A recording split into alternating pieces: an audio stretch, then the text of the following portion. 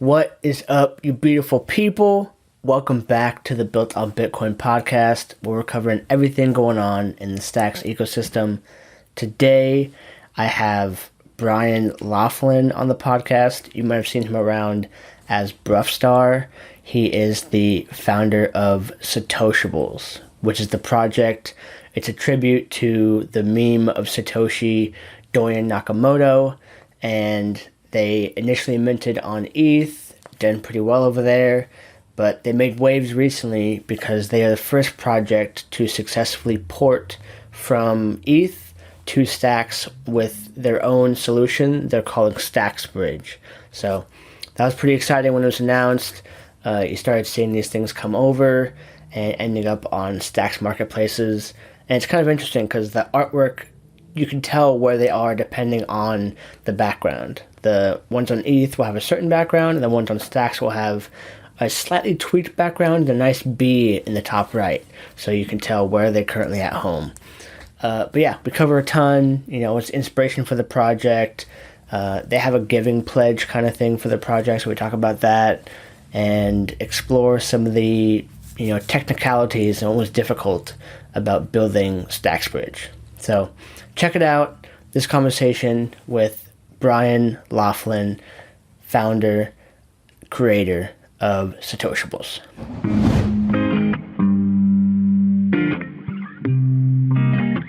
Welcome to Built on Bitcoin. All right, Brian, thank you for coming on the show, my man. How you doing today? Not bad. Great. Thanks for having me, Jake. It's a pleasure to have you. You guys have made some waves in the past week by bringing Satoshi home and creating the first ETH-to-Stacks bridge. And I just want to get a pulse on how you guys are feeling right now by completing this thing. How's the community feeling? What's the energy like? Yeah, everyone's really excited. It's actually been quite a long time coming. We announced this in November last year. But I've been thinking about it basically since like the first week of our mint on Ethereum in July last year. So thinking about how to do these Bitcoin NFTs and everything, and then Stacks came into my life and I'm like, okay, that's the one. And then try to figure out how to get over there. It's been a long time coming, and finally it's here, and I'm super happy to have a presence on Stacks. People are seeing it on the marketplaces. Everyone's really excited. Heck yeah. So I'd love to just hear a little bit about what is Satoshibles, because I've seen the artwork. I first heard about you guys from Trevor, who's like the NFT pulse for me. Like whatever he's looking at, I'll give a little bit of an eye to too. And he was early on you guys. So what is the project? Yeah, exactly. Trevor was one of our early holders. He actually was the one who put me onto Stacks. But just to go way back at the beginning, basically, it was end of 2020, I started seeing the NFT buzzword going around, and obviously I had knowledge of CryptoKitties back in the day, and I thought, oh, okay, these are now coming back. These NFT things are kicking around, and I had a look, and at the time, at the end of 2020, the artwork was just not good. It was I'm like, these are selling, okay, great. But I had an idea, okay, maybe in 2021 it's got to be decent artists, kind of coming with good art, and it might be the time. So I took a bet basically and gambled on it and started my own project. And I had this idea of maybe trying to do a Bitcoin themed one, and then the idea of the meme of Dorian Nakamoto came into my head, and I thought that would be really funny for people who get it basically. And I had the idea of doing I wanted to do a comic book style. So I was looking around for an artist, and that's where I found our artist Ayub. He's a super talented comic artist, and I gave him this photo of Dorian, and he's like, "Who's this Japanese guy? What's he got to do with this Scottish guy? Is it his weird uncle or something? No, please just draw it. I'll explain later. And then he drew the thing, and I'm like, great. Now take his hair off, take his clothes off, take his glasses off, and this guy's like, is this guy crazy? What does he want all this stuff for? Because he's used to just drawing portraits of cats or whatever for people, and he thinks I'm related to this guy, and I had to explain it's an NFT, and then he's like, what's an NFT? So we went down this whole journey together. But yeah, that's kind of where it was born, was this idea of doing a funny kind of Bitcoin themed NFT. And then luckily we launched just about the time where the profile photo hype just exploded in July. Bored Apes came out, it's absolutely massive, and we just caught that wave basically, and caught a lot of the attention of the Bitcoin guys, Trevor included, and they contacted me and oh, this is really cool, I love Satoshi, I love the idea, but I'm so annoyed I had to buy it with Ethereum. I wish I could buy it with Bitcoin. And then that's when Trevor put me onto Stacks, and then it's like since then I've been trying to get over there. Okay. It's crazy to me too, like the NFT craze hasn't been that long, but it feels long. Like it's only been maybe a year since it's like really gone crazy. Yeah, I mean, especially on Stacks. Stacks is so early. Stacks is even earlier than ETH, so it's crazy. But as well, when you look at there's a thing going around now. These historical NFTs, these the crypto punks are obviously historical. Crypto skulls, all these kind of like really old. I say old. They're from 2017, right? It's like on ETH, and they're becoming quite popular because they're like the OG on ETH apparently. So it's kind of one of the reasons why I wanted to get on Stacks as well, because it's like, any project, Megapon, all these ones that are launching there at the moment right now, they are OGs of Stacks no matter what. Like in 5 years, people got to look back and they'll be the first projects there. So that's why I was super motivated to try and get Satoshibles a presence on there as early as I could, and I'm hoping it's early enough we can be one of the OGs, on Stacks. I think you came at the right time. So is that what's going on? Because I saw some CryptoPunk news, like a couple sold for some crazy amount. Is there kind of this like resurgence for like the blue chips are making a resurgence in the community? Yeah, absolutely. I mean, CryptoPunks is obviously the largest one, but they've kind of messed up a little bit with their copyright and their IP kind of like scandal they had, where they say that people don't own the IP, and then that caused so many derivatives to happen, which is like, hey, we're also CryptoPunks, but we give you the IP then, and then some of those have blown up. But apart from that, there's just like smart contracts that were minted in 2017 with like some pixelated artwork, and people are just jumping on those ones, and then some of the floors are going up to like 3-4 ETH right now. Just because they're 2017, and I'm like asking, well, I minted mine in 2021, so am I going to be like a historic NFT in 5 years time? Like when you look back. Especially when you think about 2021 was the year actually of NFTs. So like any project basically launched in 2021 should be considered pretty historic, in 5 or 10 years to come, so. Okay. And what's your pulse on what's driving, like, I don't have a good read on NFTs. I can't really tell what's moving, is it narrative, is it art, is it community? Like community seems like the biggest thing. But what's your pulse on what's driving like the new NFT projects that really pop? Yeah, it's a ton of speculation. I mean, there's a ton of speculation at the moment, and with one popular project comes 10 copycat projects who some might do it well, and some might just be a straight up copy, and they're just basically like a rug pull or whatever. But I feel like the Bored Ape Yacht Club community is like obviously the most popular one out there, and what they've been able to achieve is quite amazing actually from the scale of it, and they've been able to pull in celebrities and massive influencers as well. So from Satoshibles' point of view, it's also, I would say, I'm more focused on community building and trying to get build a really strong core, which I think we've been able to do so far. My community in the Discord is a really kind of faithful and dedicated community. They're writing blog posts and tweeting all the time, so community is definitely an important factor. So it's hard to say, like, ton of speculation at the moment, and right now it's all about utility as well. So when I launched mine, it was like profile photo, artwork, I'm going to mint this, great.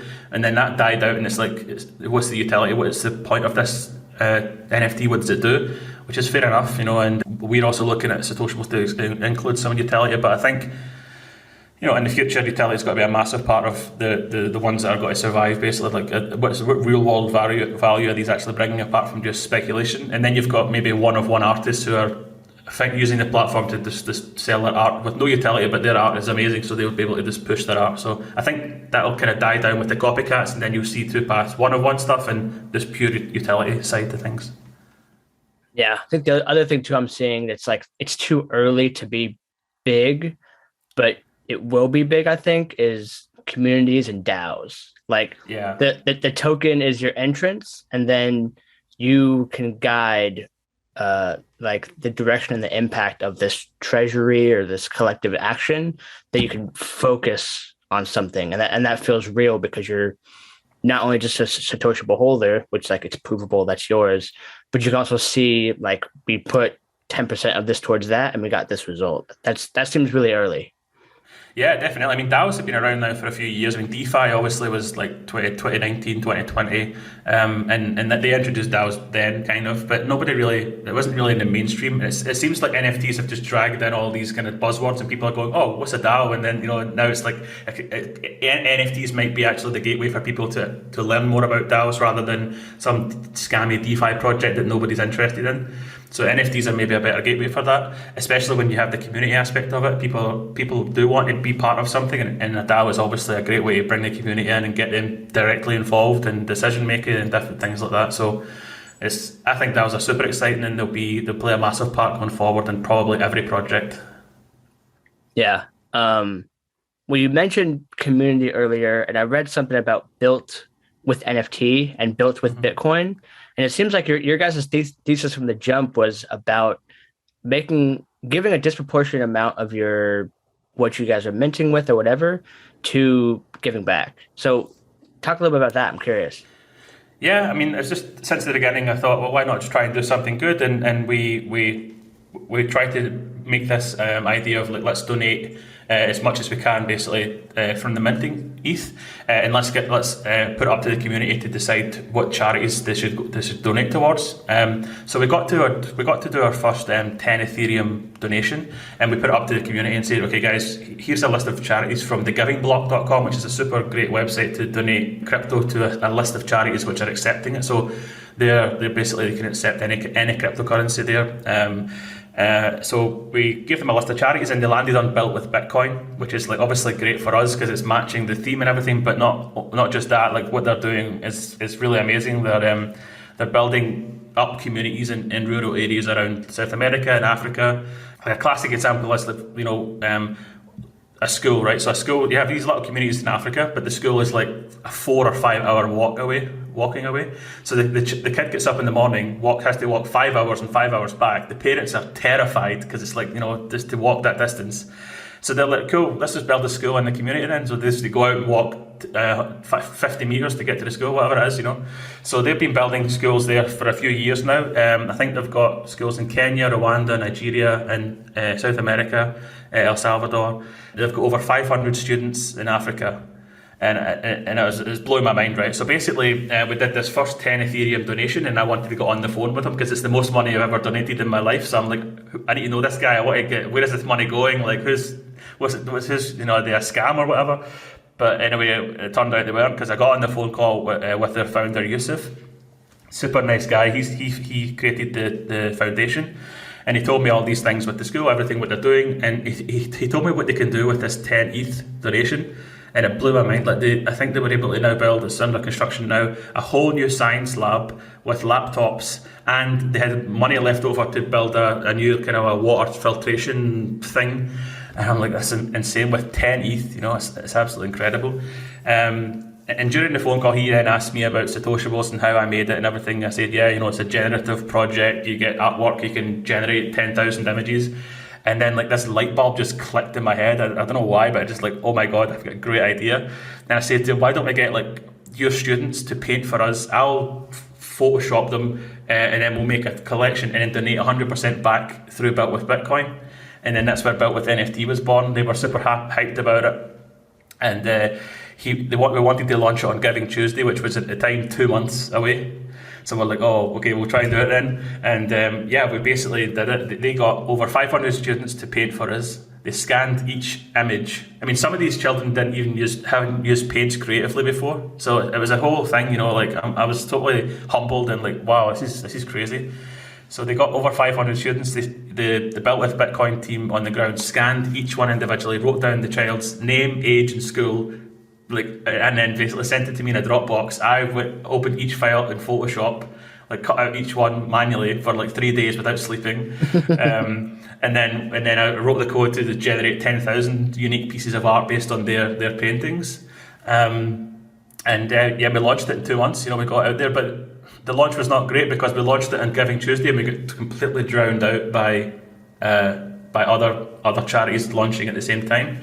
So we're just trying to keep it going. But we just raised our first 13 Ethereum, and then that's now been cashed. We're going to cash out as we go. The first 13 Ethereum for Built with NFT has just been donated back to Built with Bitcoin, and then they're going to start rolling that out. Yusuf is currently in Africa right now. He's got to gather loads of content. He's doing some interviews with the teachers also and the students, and then from that content we're going to update the website with all this stuff to show people like ongoing what the funds are doing. So yeah, it's pretty.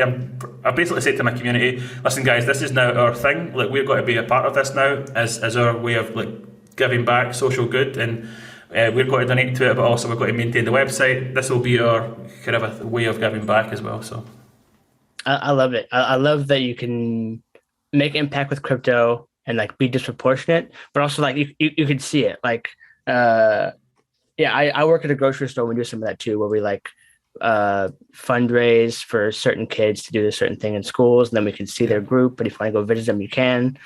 It's amazing. How big is your team though? And are you guys full time on Satoshibles?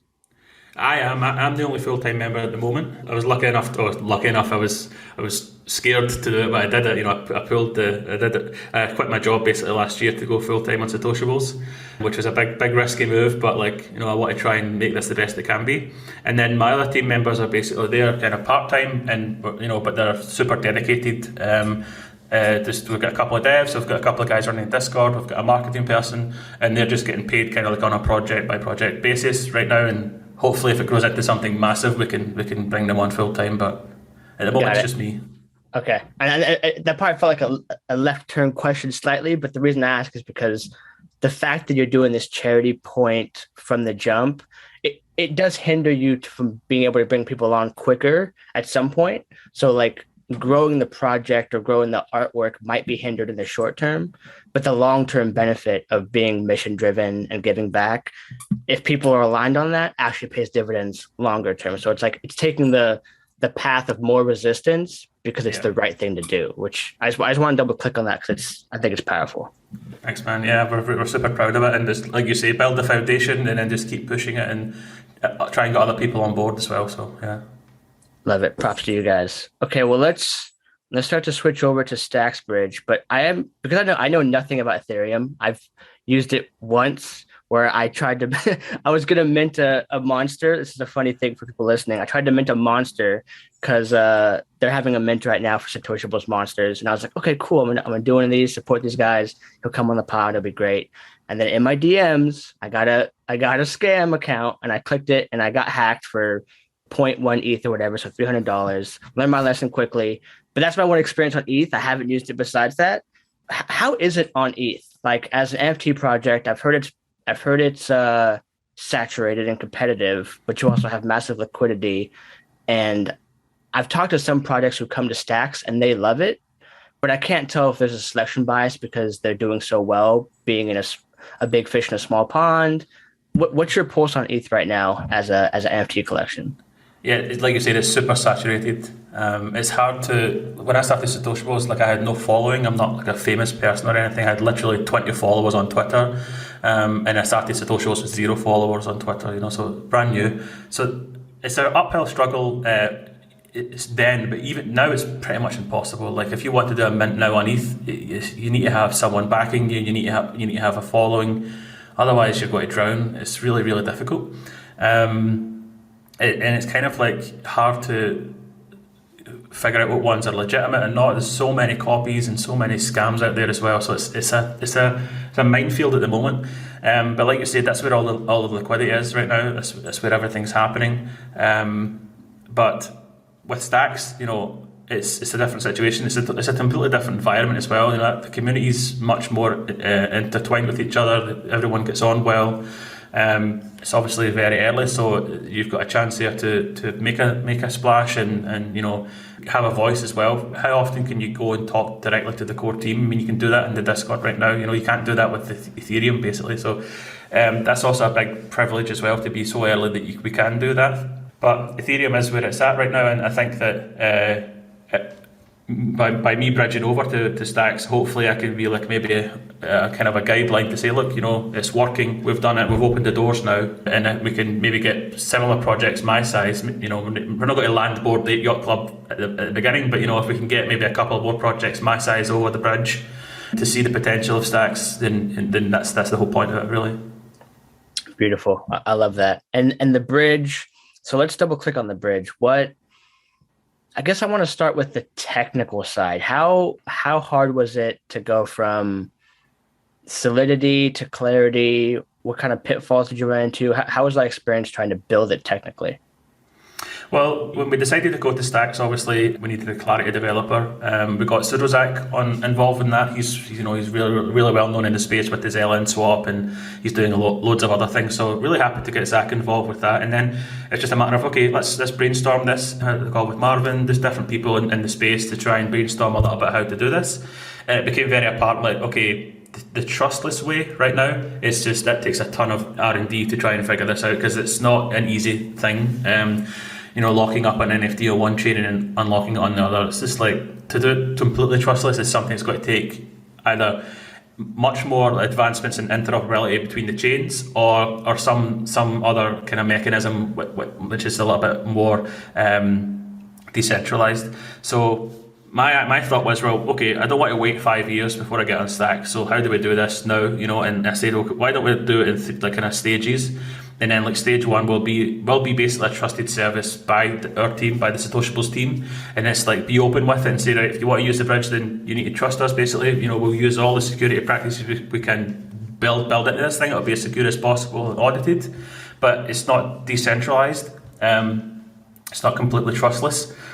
And that's basically what we did. So we wanted to go on Stack. So we launched version 1 as a basically like a trusted service, which is, has this smart contract has the Satoshibles contract on ETH, has the Clarity contract on Stacks, and then there's a bridge service running in the middle, basically, which is kind of a listening to the transactions and controlling that happening. So yeah, that's how we did it. But we're kind of always right now looking to get to that version 2 right now, and maybe taking on some funding as well to try and get some real developer brains behind this problem and get it into like an open protocol.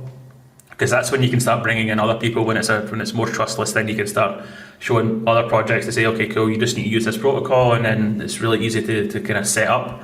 So yeah, that's the journey we're on right now. Okay, and just for my own, because I'm new-ish to crypto. I've probably been here for maybe 6 months, like heavy. When you're saying trustless versus trusted, trustless would be completely code-driven, no intermediary, and you can just click and it ends up over here. And trusted is there's some human in the middle that has to initiate some part of the process. Is that a way of thinking about it? Yeah. So have you used Sudozak's LN swap before? Mm-hmm.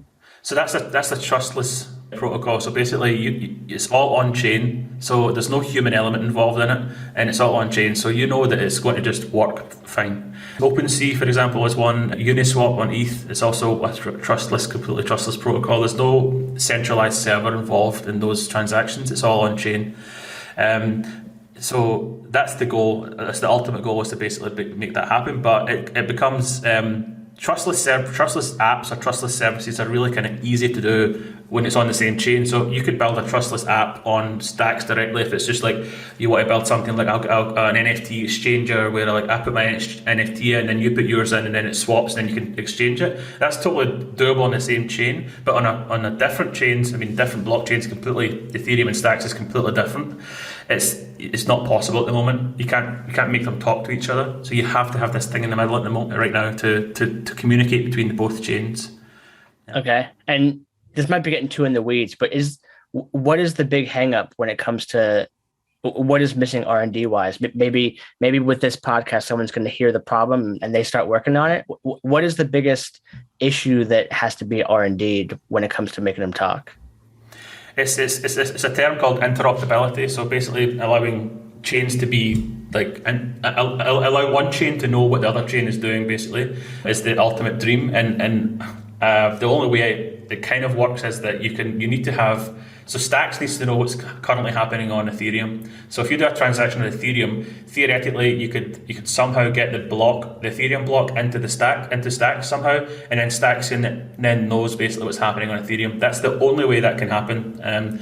There's no way of like asking Ethereum or anything like that. You have to give Stacks the information. And again, I'm not like fully developer wise. That's my limited knowledge on the thing. If anyone listening does know anything about this stuff, then please reach out, because that would be like amazing for us. But it's quite a hard problem to solve right now. But I'm sure the Stacks team are also working on this, because that is the ultimate goal as well. Because that would be their dream, to also suck in a lot of liquidity from ETH to be able to make it as interoperable as possible. They're already working on being able to change a Solidity contract into a Clarity contract. Like, you can do that already. Like, you can just easily quite like convert it into Clarity, which is a great thing for onboarding Ethereum people, because then it's just like, oh, I've already got a smart contract on Solidity, I can just convert it to Clarity, launch it, and then I've got one there. Not that they'll communicate, but at least they'll be able to launch it there. So yeah, we'll see how it goes, but it'll be super exciting if you can like one day just call a function on a smart contract on ETH, and then it gets picked up on Stacks. Like, that's the ultimate goal, basically.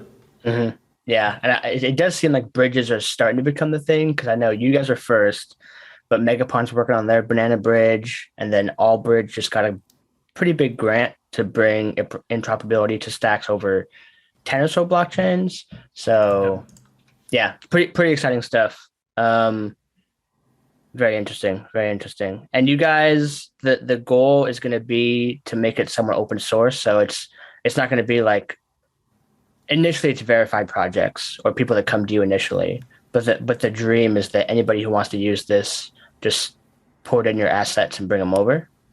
Yeah, I think that is the dream, but the more and more I talk to people about it, I'm not sure if it's even possible to do without some sort of a setup process.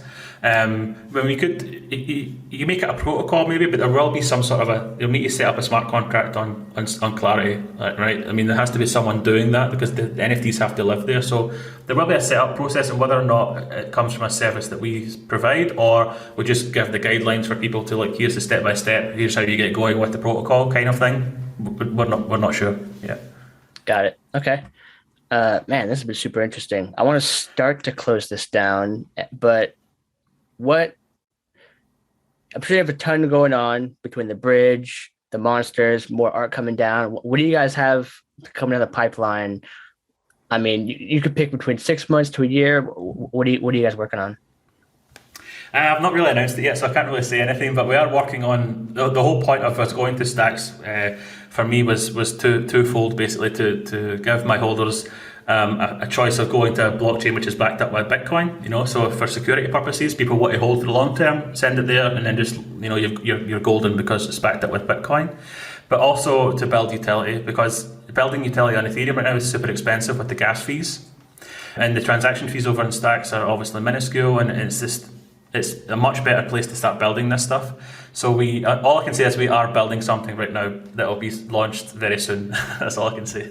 Okay, big question mark, but you heard it here first. Yeah, but it'll be on Stacks anyway. So we plan to build stuff there. We plan to get involved with the community as much as we can, and try and be a good member of the community as well. So. Love it. We are happy to have you guys 100%. Well, any closing thoughts before you close it down? Something that we didn't discuss or you want to tell the community? No, just really happy to be on Stacks finally. We've been talking about it for a few months now, and then we finally launched it, and it was so good to see that first, basically the first Satoshable getting bridged over, and then you see it pop up on the marketplace. And a small note just to the marketplaces as well, like the Byzantine guys, Stacks NFT, Stacks Art, all those guys there. Like, what we're doing right now would be 1,000 times more difficult if they guys didn't help us. Like they've been so open to the community. It's those marketplaces that are really driving the NFT scene forward. Like, without them, it would be impossible. So big shout out to them for all the help they gave us. Like with the transition, they were all super helpful with getting us there and listing our stuff and everything. So yeah, that's all I want to say is a big thanks to those guys. Yeah, shout out to all of them. I know every time I talk to someone who's working on an NFT collection, they've already talked to multiple guys and gotten a bunch of help. And I'm like, these dudes must have clones. Like, how they do it. Everyone I talk to has a positive view of either Obsidian or Plutus or Jamil, all of them. So it's they're great guys. They're killing it. Well, Brian, this has been fantastic. Thank you for coming on, man. I like what you guys are building. Thanks for having me, Jake. Speak soon. Cheers. That's it for this episode. What do you guys think? I hope you enjoyed listening as much as I did talking with Brian. Super nice guy. loving what they've built. There's so many ways to help bring stacks to the masses, whether it's a bridge from ETH, interoperability, scaling solutions, unlocking Bitcoin, all these things, push the mission forward. So yeah, I'd love to see it. Satoshibles is dope. The artwork is dope. But if you could do me a favor, it would mean the world to me. It's cliche. Every podcaster says it, and it's because it probably works, which is if you could please subscribe on YouTube and leave me a review on Apple Podcast. It does so much to help push this podcast up in the ranks. So we're trying to make it a top 20 podcast this year, just like we're trying to get Stacks to be a top 20 project in crypto this year. And I think we can do both, but I do need your help. So if you can leave me a review, that does wonders. And, subscribe on YouTube, maybe comment. I reply to every single comment. But yeah, that's it. If you do it, I love you. If you don't, still love you. That's it. See you next episode. Peace.